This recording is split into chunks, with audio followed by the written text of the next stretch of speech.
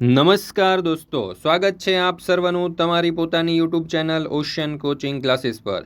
મિત્રો, ધોરણ 8ની જે સ્વ અધ્યયન પોથી છે તેના ભાગ 2ની અંદર આપણને ગણિત વિષયની અંદર જે પ્રકરણ નંબર 2 આપેલું છે એક ચલ સુરેખ સમીકરણ, તેનું સંપૂર્ણ અને સચોટ સોલ્યુશન આપણે આ વિડીયોની અંદર જોવાના છે।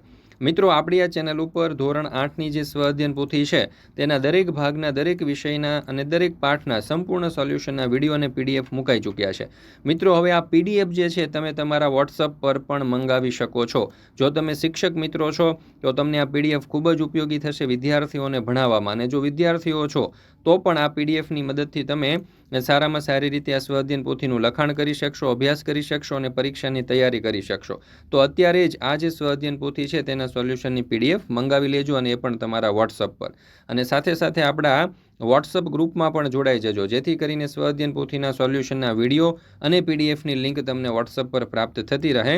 આ જે પીડીએફ છે તે મેળવવા માટેની લિંક તમને નીચે ડિસ્ક્રિપ્શન બોક્સની અંદર આપેલી છે। મિત્રો, આ વિડીયો પસંદ આવે તો લાઇક કરવાનું અને તમારા મિત્રો સાથે શેર કરવાનું ભૂલશો નહીં, અને સરસ મજાની કોમેન્ટ આપવાનું પણ ભૂલશો નહીં। ચાલો દોસ્તો, તો શરૂ કરીએ આપણે ધોરણ 8 વિષય ગણિત પ્રકરણ નંબર 2 એક ચલ સુરેખ સમીકરણ સ્વ અધ્યયન પોથીનું સંપૂર્ણ અને સચોટ સોલ્યુશન। એમાં પ્રશ્ન નંબર 1 સાચો વિકલ્પ પસંદ કરી અને બોક્સમાં લખો। પહેલું, 3x + 1 = 5x - 1 સમીકરણનો ઉકેલ ખાલી જગ્યા છે, તો જવાબ આવશે વિકલ્પ બી 1। બીજું, નીચેનામાંથી કઈ સુરેખ પદાવલી છે, તો જવાબ આવશે વિકલ્પ એ 7/2 અને x + 3। ત્રીજું, નીચેના પૈકી કઈ સુરેખ પદાવલી નથી, તો જવાબ આવશે વિકલ્પ 2 x² + 4। ત્યાર પછી છે ચોથું, સમીકરણમાં ચલની જે કિંમત માટે ડાબી બાજુ અને જમણી બાજુની કિંમતો સમાન થાય તેને સમીકરણનો ખાલી જગ્યા કહે છે, તો જવાબ આવશે વિકલ્પ સી ઉકેલ। ત્યાર પછી પાંચમું, સુરેખ સમીકરણમાં ચલની મહત્તમ ઘાત ખાલી જગ્યા હોય છે, તો જવાબ આવશે વિકલ્પ ડી 1। છઠ્ઠું, નીચેના પૈકી એક ચલ સુરેખ સમીકરણ કયું છે, તો અહીંયા જવાબ આવશે વિકલ્પ એ 2x + 3 = 5। સાતમું, mના અડધામાંથી 1 બાદ કરતાં 5 મળે એનું સમીકરણ ખાલી જગ્યા છે, તો જવાબ આવશે વિકલ્પ ડી m/2 - 1 = 5। આઠમું, નેત્રએ તેની પાસેની નોટબુકની સંખ્યાના 4 ગણા કરી તેમાં 2 ઉમેર્યા તો તેને 50 મળ્યા, તો નેત્ર પાસે કેટલી નોટબુક હશે, તો જવાબ આવશે વિકલ્પ એ 12। ત્યાર પછી છે નવમું, y = ખાલી જગ્યા માટે સમીકરણ 5y - 1 = 4નું સમાધાન થાય, તો જવાબ આવશે વિકલ્પ બી 1। 10મું, સમીકરણ 3x/2 - 2 = 1નો ઉકેલ ખાલી જગ્યા છે, તો જવાબ આવશે વિકલ્પ ડી 2। 11મું, 0.5x + 1 = 3x/2 + 4 સમીકરણ ઉકેલ x = ખાલી જગ્યા છે, તો જવાબ આવશે વિકલ્પ સી -3। મિત્રો, ધોરણ 3થી 12ની કોઈ પણ પ્રકારની પીડીએફ અને પીપીટી તમારે જોઈતી હોય તો તમને મળી જશે ઓશન કોચિંગ ક્લાસીસ પરથી। એટલે કોઈ પણ પીડીએફ અથવા તો પીપીટી જે અહીંયા તમને દર્શાવેલી છે તે મંગાવી શકો છો તમે તમારા વોટ્સઅપ પર, અને અભ્યાસ કરાવી શકો છો અથવા તો અભ્યાસ કરી શકો છો। તો આજે જ સંપર્ક કરો 70 46 22 22 54 નંબર ઉપર, અથવા તો આપણી એપ્લિકેશનનું નામ છે ઓશન કોચિંગ ક્લાસીસ। આ એપ્લિકેશન ડાઉનલોડ કરી અહીંયાથી પણ તમે આ સોલ્યુશનની પીડીએફ મેળવી શકો છો। તો જરૂરથી આ પીડીએફ મેળવી લેજો, તમારે પરીક્ષાની તૈયારી માટે પણ ઉપયોગી થશે, અને સાથે સાથે સ્વ અધ્યયન પોથીના અભ્યાસ અને સ્વ અધ્યયન પોથીના લખાણ માટે પણ તમને ખૂબ જ ઉપયોગી થશે। વિડીયો પસંદ આવે તો મિત્રો લાઇક કરવાનું અને સરસ મજાની કોમેન્ટ આપવાનું ભૂલશો નહીં। ત્યાર પછી છે પ્રશ્ન નંબર 2, નીચેના વિધાનો ખરા છે કે ખોટા તે જણાવો। એમાં પહેલું, 2x - 11 એ એક ચલ સુરેખ સમીકરણ છે, તો જવાબ આવશે ખોટું। બીજું, 9m - 1 = 8 એ એક ચલ સુરેખ સમીકરણ છે, તો સાચું। ત્રીજું, સમીકરણ અને પદાવલી બંને સમાન પદો છે, તો જવાબ આવશે ખોટું। ચોથું, સમીકરણો 3x - 1 = 2x + 4 અને 6x - 2 = 4x + 8ના ઉકેલ સમાન છે, તો જવાબ આવશે સાચું। પાંચમું, સમીકરણ x + 1 = 2x + 2નો ઉકેલ મળવો શક્ય નથી, તો જવાબ આવશે ખોટું। ત્યાર પછી છે પ્રશ્ન નંબર 3 ખાલી જગ્યા પૂરો। એમાં પેલું, સમીકરણમાં સમતા માટે હંમેશા ખાલી જગ્યા ચિહ્નનો ઉપયોગ થાય, તો બરાબર। બીજું, x + x ખાલી જગ્યામાં ચલની કિંમત ખાલી જગ્યા છે, તો અનિશ્ચિત। ત્રીજું, 11x² yમાં ચલ x છે અને y છે। 8x + 10માં xની ઘાત ખાલી જગ્યા છે, તો કે 1, અને 0.11x = 0.33નો ઉકેલ ખાલી જગ્યા છે, તો જવાબ આવશે 3। ત્યાર પછી પ્રશ્ન નંબર 4, નીચેના સમીકરણોનો ઉકેલ શોધો. 8x + 10 = 5x + 13, તો 8x - 5x = 13 - 10, એટલે આ 5x 8xમાંથી 5x જશે તો 3x, અને 13માંથી 10 જશે તો 3, એટલે 3x = 3. હવે x બરાબર 3/3, 3 3 ઉડી જશે તો x બરાબર 1. બીજું 3y + y બરાબર 4 + 2, એટલે કે આ y જે છે એ આગળ આવશે અને 2 જે છે એ પાછળ જશે. તો 3y + y એટલે કે 4y = 6, તો y બરાબર 6/4, એટલે કે 3 દુ 6 અને 2 દુ 4, એટલે કે 3 3 ઉડી જશે, એટલે y બરાબર 3/2. આ થઈ ગયો આપણો જવાબ.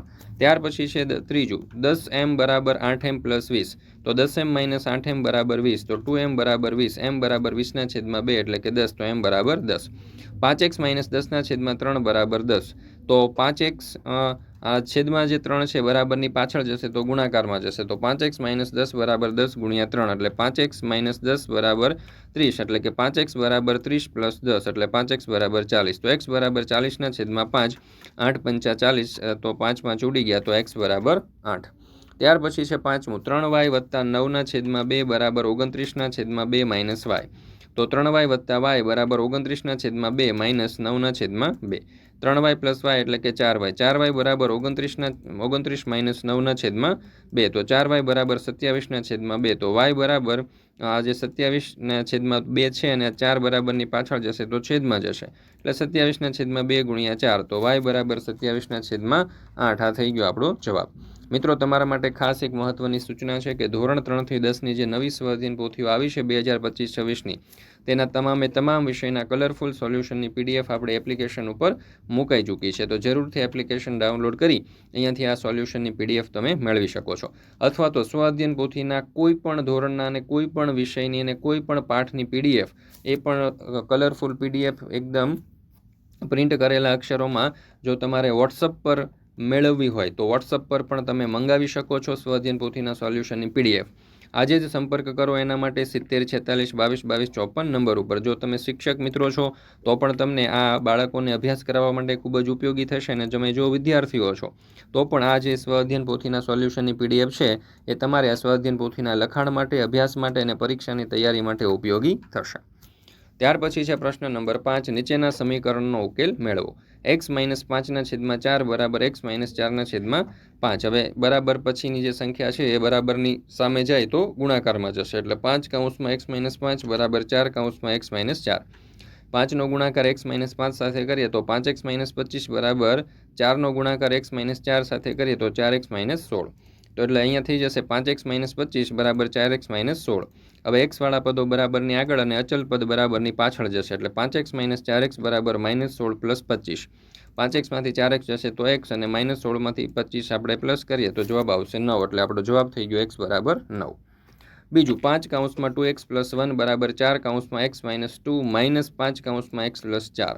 હવે 5નો ગુણાકાર 2x + 1 સાથે કરીએ એટલે 10x + 5.